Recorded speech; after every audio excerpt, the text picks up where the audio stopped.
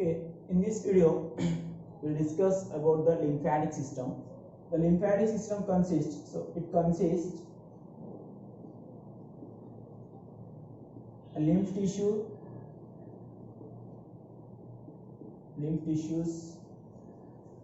and organs like a spleen. These are called lymphatic organs, and some glands like a thymus, tonsils, adenoids. These are the parts of lymphatic system. If you take a individual functions of this one, for example, lymphatic tissues, nothing but they are called lymph nodes. Lymph nodes are very important, where they consist WBC. That WBC means not all WBC here. T lymphocytes and B lymphocytes. These are present in a lymph node, which are helpful for fighting against the infection. And a spleen organ, which is located in the abdomen, just beside the stomach. If you see that this is the stomach and duodenum, here pancreas. This area where we see that a spleen, this is a spleen. And the functions of spleen, this is a spleen. The functions of spleen, there are so many functions. First one, it stores the blood.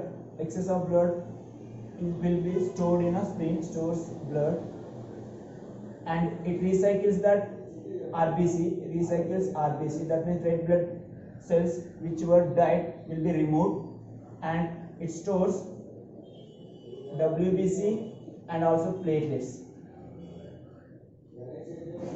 Okay, these are the functions of spleen, and when body required more blood, the spleen will be contracted and release that which is the blood stored in that to the main circulatory system when we need more blood transportation. Now coming to the thymus gland, located just above the heart.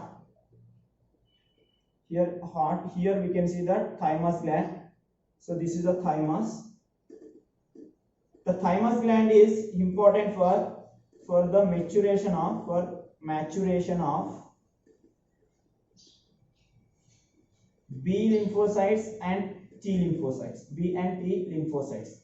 So these lymphocytes are matured in the thymus. After they have matured, they can fight against the diseases or pathogens simply. Now coming to that, a main part of the lymphatic system, the tonsils, adenoids also responsible for immunity. Now along with this, the lymphatic system consists of lymph vessels. So we know blood vessels, arteries, veins, capillaries. Like this, lymph vessels also found in the body. They are very, very important. We'll see their function now. See, okay, this is a heart here. From the left ventricle, this is the left ventricle. From the left ventricle, the aorta is arising. After leaving the heart, the aorta will divide it into so many branches to supply blood for the body parts.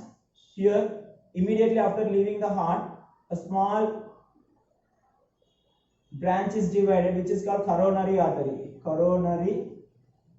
artery, which supply blood to the walls of heart, and also coronary veins collect the deoxygenated blood from the walls of heart. Okay, now, so this is a aorta. It divides into so many small arteries, and these artery further divided into smaller arteries called arterioles, and these arteriole further divided into very, very fine blood vessels called capillaries. Now this is a capillary. So this one also, this is one capillary and this one is capillary. So these all are what? Capillaries.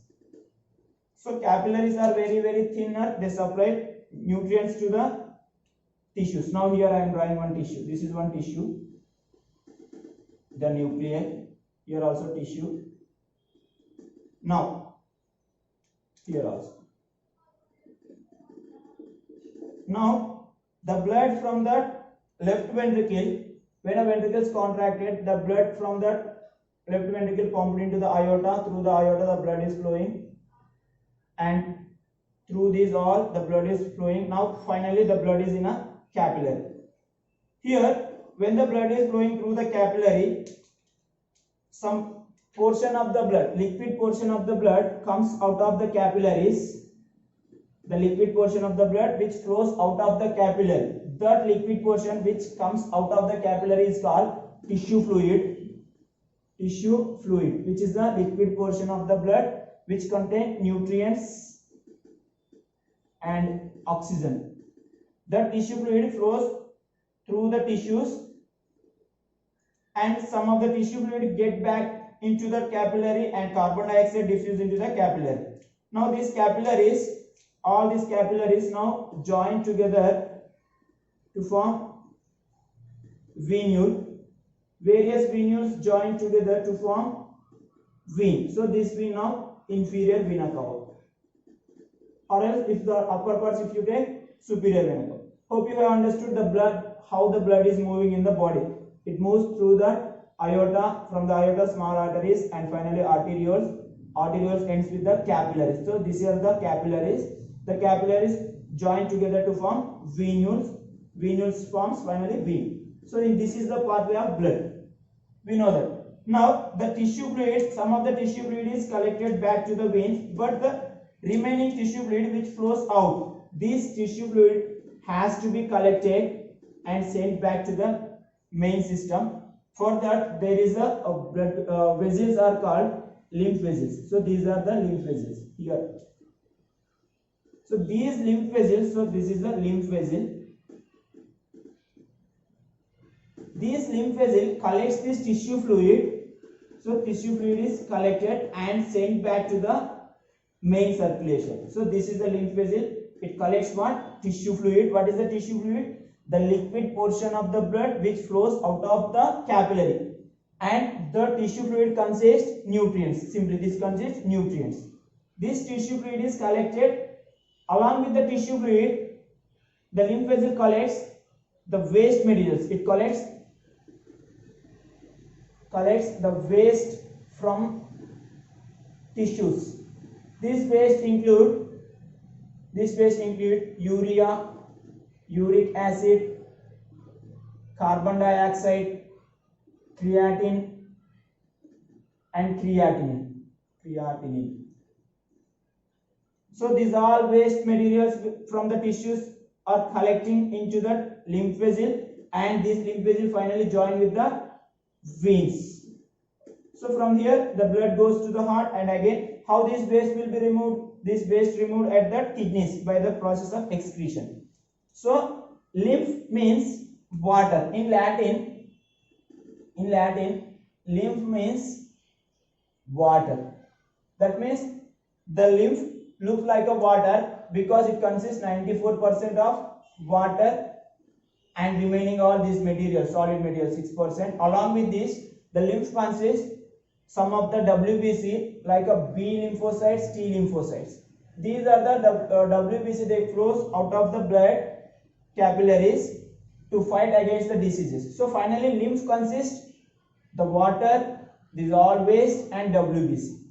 This is about how the lymph, and lymph is a liquid which consists dissolved waste. Tissue fluid is the liquid which flows out of the blood capillary. Tissue fluid plus dissolved waste all are together collected into the lymph vessel, that is called lymph. That lymph is finally supplied to the veins. From the veins it goes to the heart. That all waste will be removed at the kidneys. Now we can compare this lymphatic system is a parallel to venous system. Why? Because veins are collecting the blood from the capillaries and sending to the heart. These lymph vessels also collecting the tissue fluid and other waste materials to form lymph, and that is also collecting into the veins. So they are parallel to veins. That means they look